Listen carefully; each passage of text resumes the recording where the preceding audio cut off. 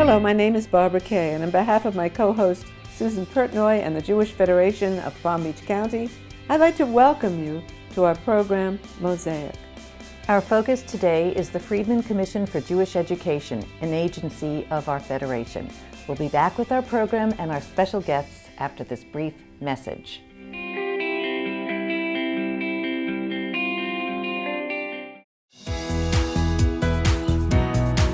Thousands of community members come together through programs and services provided by Federation and our local partner agencies to create a vibrant and vital community in Palm Beach County. Together, we can ensure a vibrant Jewish future. Federation and you, changing the world together.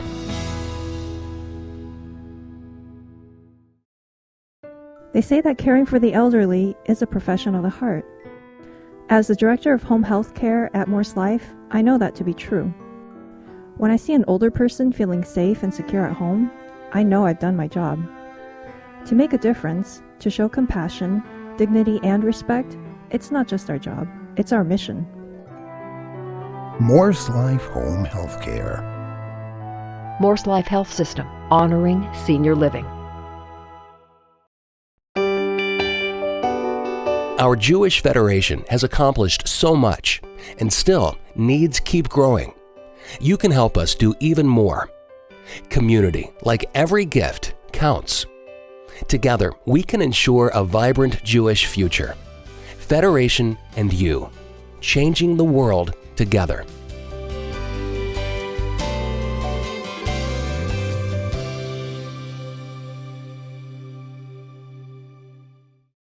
Welcome back to Mosaic, and welcome to you, Alan Schulman. Thank you very much. You are the president of the Commission for Jewish Education, which is a beneficiary agency of the Jewish Federation. Yes. That's terrific.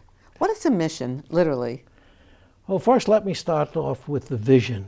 Okay, the vision. Of the Commission for Jewish Education. Okay. Our vision is to create a vibrant, engaged community energized by the beauty of Jewish family life and learning. That's what the Commission is engaged with. Our mission is to create educational opportunities throughout the Palm Beaches for people of all ages, adults and children. Is that a difficult thing to develop an agency that encompasses something like that? Well, Jewish education in the Jewish world has always been a priority. After all, we are the people of the book. Yeah, we go back a long way. We go back a long way. And the Jewish people have always had a reverence for scholarship and learning. Mm-hmm. In fact, there's a statement from the Talmud that said the measure of a man is not how much he knows, but how much he studies. And if you translate that to the Jewish community, the measure of the Jewish community is not so much how much we know, but how much do we study as a community. Yeah, that's the role of the Commission for Jewish Education. Yeah, they have national offices also. Yes, there are a number of communities in the United States that have independent Jewish educational institutions, agencies such as CJE. In other communities, sometimes the Jewish educational activities are created as perhaps a department of a federation, or in some cases even other agencies. But here in the Palm Beaches, some 25 odd years ago, the Friedman Commission for Jewish Education was created as an independent agency. It prides itself on its excellence in programming. It develops programs for not only children, but for adults as well. It's been very successful, and as you know, we're celebrating the 25 years of the existence of CJE in this community. We're quite proud of that. We have scheduled a gala to celebrate this occasion. It's going to be held on February the 25th at Trump International Golf Course. Oh, you have the whole thing all laid out. We have the whole thing all laid out. And we're looking forward to great participation by the community at large to celebrate all the accomplishments of the agency for the benefit of the Jewish community. You know something, it sounds wonderful.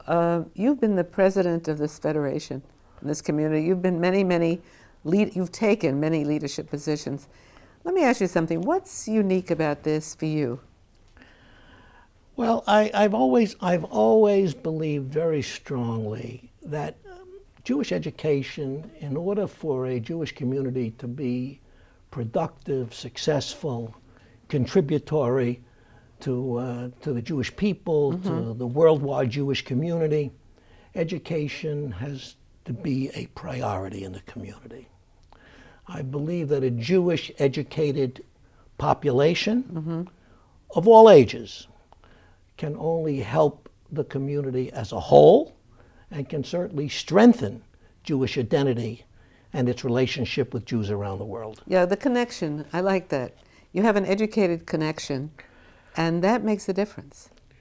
CJE prides itself also on being a collaborative kind of agency. What do you mean by that? We collaborate with the other agencies in the community.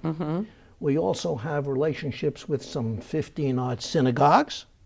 As you know, amongst our programs that in the community, we train approximately 275 teachers from all of the community, day school and the synagogue schools, and that leverages to affect approximately 2,500 youngsters and students in the community.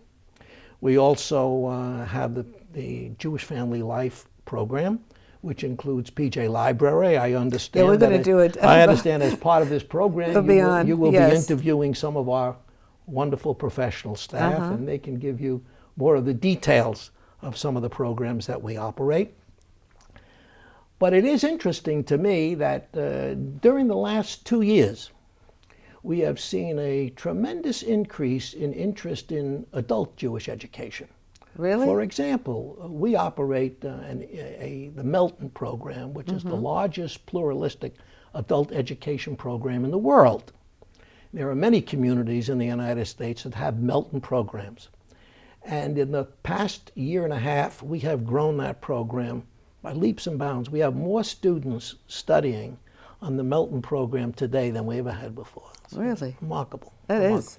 I think that we have a community where people are, if they can be properly engaged in activities, educational experiences that are relevant to their lives, I think they will respond in great numbers, and I think that will enhance the values of this Jewish community, and I think it will produce very fine results for our community going forward. Yeah, well, I tell you something, I have to congratulate you, Mr. President. You're doing a great job. Well, thank you very much, Barbara. I appreciate that. And You're I think obviously you'll have an enjoying it. opportunity to meet Charles Cohen, our new executive director, and some of our other very, very dedicated and professional staff. Yeah. We're very proud of them all. Actually, Susan's going to be talking with them next. Oh, that's great. Thank you so much. Thank you. Appreciate it. Welcome, Charles Cohen, the new Executive Director of the Friedman Commission for Jewish Education. Thank you very much. It's really a pleasure to have you here. Thank you. We just spoke with Alan, who gave a brief overview of the mission and vision statement of the CJE. Can you elaborate on that? Sure. So the vision, as Alan probably mentioned, is a vibrant, engaged community energized by the beauty of Jewish life and learning. So it's really a function of how we see the community thriving and growing as we succeed in our work, both individually and with our partners. And then our role in that is that CJE enriches and strengthens Jewish life and education throughout the Palm Beaches. And that really describes the real flavor and tone of what we do on a day-to-day basis. And that's manifests in synagogues, and it manifests at the JCC and in all of our partner agencies. Right. Explain to our viewers, you are a very unique agency in that you're really not something with brick and mortar. You are a programmatic.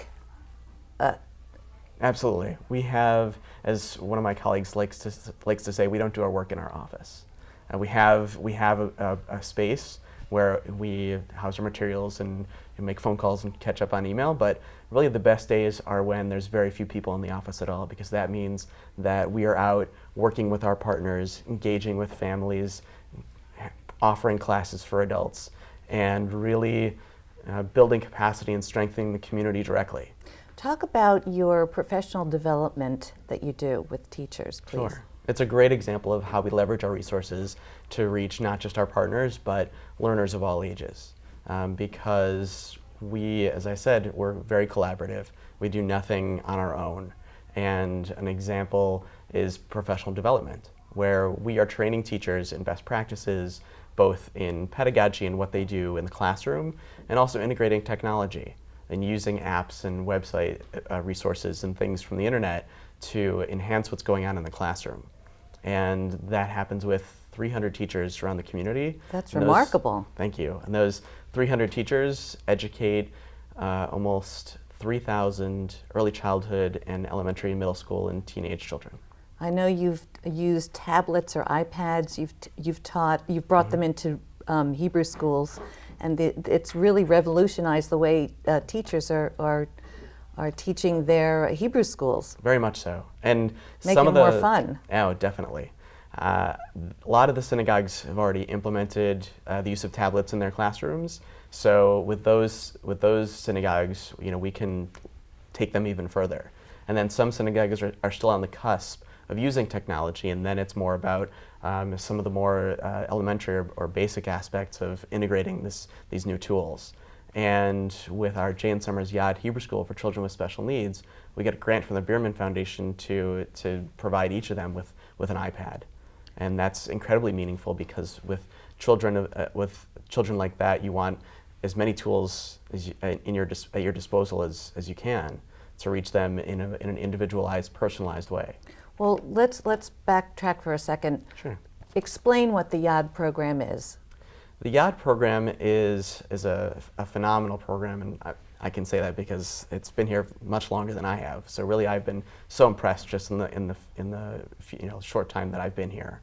It was a program that started about 13 years ago to provide a meaningful Jewish education for children who aren't able to be mainstreamed in regular Hebrew school classes. Because typically with children with special needs, you want them to be included in mainstream classes and mainstream education. It's a benefit for those students. It's a benefit for students who don't have disabilities because it just creates an amazing bond between them and provides them with a really strong learning environment. But sometimes that's not possible. So this school was created, and it's now housed at Beth Tikva, which is a synagogue in Green Acres, who graciously offered to host it for us. And it's an opportunity, like I said, for these kids to have a meaningful Jewish experience and to learn together. And they have class every Sunday, and there are volunteers of all ages, ranging from middle school all the way to older adults, who are paired with a student through the whole semester, through the whole school year, and they help with the learning. Haven't some of your students even experienced bar and bat mitzvah? Yeah, what's great about the experience is that it deepens their understanding of Jewish tradition and Jewish ritual and Jewish heritage. So it inspires students and parents to take next steps, for them in doing more Jewish. And sometimes that's manifested in bar and bar mitzvahs. Last year we had 2 young students who decided that they wanted to choose their own Hebrew name. Oh, that's wonderful. And it was an incredibly moving It has to be very experience. Gratifying to the families as well. To the families, and it actually inspired one of the parents to choose her own Hebrew name, because she didn't have a Jewish education growing up, and she wanted that meaningful experience the way her daughter did. So it enriches the entire family. It really does, and that's how we think about Jewish education in general. Is that you could take the example of a teacher. When we're training a teacher, we're not just training the teacher. We're training the teacher to connect with students. And when we're working with teachers to connect to those students, we're hoping that those students are taking it back to their families and integrating it across the whole community. It's a terrific mandate. It really is. Daunting, but exciting. It sounds daunting. And you're also celebrating your 25th anniversary. That is really something incredible. Yeah, it's been an incredible legacy of growth and strengthening the community through Jewish education. And we've been doing it now for 25 years. And we're celebrating it in a couple of different ways. We have a family event that's going on in April. We have a gala on February 25th, that we're celebrating our 25 years, and we're honoring three very special groups of people. We're honoring Dorothy Adler, we're honoring Sheila and Alec Engelstein, and we're honoring Michael and Marilyn Weiner. And all three have made incredible contributions to our work and supported our work for many, many years to allow us to do the work that we've done. And we couldn't think of any better way to recognize that than to honor them with this gala. That's very exciting. You have a family here today that we're going to meet who have experienced the YAD program. Yes. The Parkers. Yes. They are, I think they're one of the families who chose to have, to choose their Hebrew name, so they can talk about that experience and what it's meant for them. Okay, let's go meet the family. Sounds good. We'll be back with the remainder of our program after this brief message. Through our partner agency programs in Israel, Federation creates opportunities for at-risk youth, families, and seniors. We also provide emergency assistance to the victims of terrorism. Community, like every gift, counts. Together, we can ensure a vibrant Jewish future. Federation and you, changing the world together.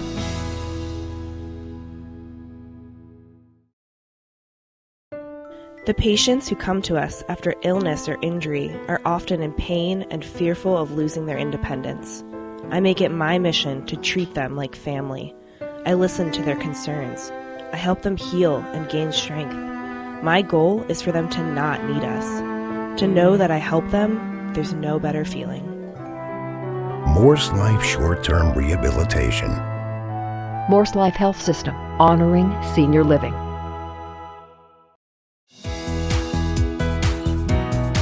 Federation and our overseas partners support the resurgence of Jewish life in Eastern Europe and the former Soviet Union.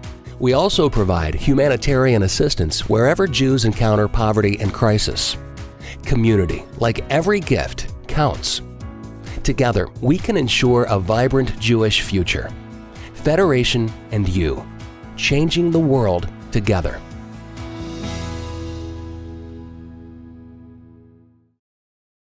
Welcome back, and welcome Robin and Joyanne Parker.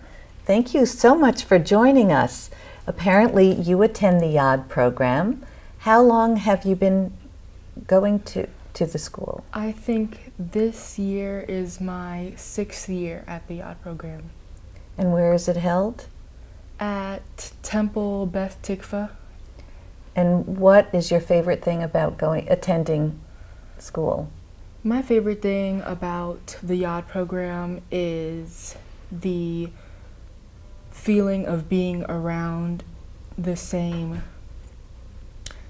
personalities. They're so friendly and welcoming, and the education there is easy to learn. It's challenging, but in a good way that is easy to understand. Can you talk about some of your fellow students that are there with you? Have you made friends? Yeah, I know most of them. They make me laugh a lot. They have a good sense of humor. They're very nice. They benefit from a lot of the educational teaching there, and it's just like very nice to be around them. They're so upbeat and excited about being there, and they're there. They never miss a day. Well, that's terrific. Robin, how did you discover the YAD program? I was at the Meyer Academy looking for information on daycare and education. So we found some PJ Library flyers, Amy Bergman's, and we have the books. And I also saw some CJE flyers and some information about YAD. So our Jewish education and history and tradition, we wanted to follow through with that. And because of my daughter's some medical needs, she got into the YAD for special needs. And we've been there almost 6 years, I believe. It's wonderful. The education, the tradition, her birthright. And I even met Rabbi Shub, who is now our Temple Tikva rabbi, and Maura Wilma, and her daughter is Adrian Turk. We also have the greatest art program. I just love everything there. It's just a conglomerate of everything that you could imagine. And don't you get a lot of individual attention? I love the individual attention, I do. And you did something very special, Joanne. You took a Hebrew name. Why did you decide to do that, and what is it? I decided to do it because I felt the need to, I felt that it was time. I felt that I knew that I was going to have my bat mitzvah soon, in maybe a year, and it would be finalized by getting my name, my official name, and it's Simcha Tova. Oh, that's beautiful. Thank you. And Robin, did you take a Hebrew name as well? I did, Sephora. Wonderful. Which means bird. And of course my name's Robin. So there you go. So you're studying for your bat mitzvah through the Yad program? Yes, I am. Wonderful. And when is it going to be? Probably next year in December. It's not finalized, but... Well, Mazel Tov. And now we're going to speak to Amy Bergman, who's responsible for all the family programs that you are participating in as well. Thank you for joining us. Thank you. Amy Bergman, you beautiful thing, you welcome. Thank you for having me. Oh my God, look what you have here. First of all, tell our viewers what you do for the commission. I am the Director of Jewish Family Life at the Friedman Commission for Jewish Education. Okay, what does that mean? What does that mean? That means that I help families in our community connect to Jewish life and learning, and I help institutions like where we are today, Temple Beth Torah, be better at what they do to attract families and to engage them once they're here. Yeah, you know, the idea of PJ Library is very unique, and it's become remarkably successful. It has. Tell our viewers what we have here, because this is really something. So this is the 8th year that we've been doing PJ Library in our community. And we like to say PJ Library is the shiniest tool in our tool belt that we have to attract families that were really unknown to the Jewish community before PJ Library. It's a free book delivery program. Very simple. It sends a high-quality Jewish book once a month to children in our community. Currently, we have 1,200 children up to age 6 who are getting beautiful books and CDs like this every month to their mailbox. So we're reaching them where they are, not where we want them to be. Well, are the parents aware of the fact that it's coming? The parents sign up their children completely free for the program. And what is exciting, besides the fact that they're getting these great things, is now we are going to be able to send not only these books up to age 6, but starting this spring, we're expanding our program to age 8. Wasn't it wonderful? Yes. Now, how do you do this? I mean, how do you develop the programs and the contents of the books? The books and the PJ Library itself is from a foundation, the Harold Grinspoon Foundation, based in Western Massachusetts.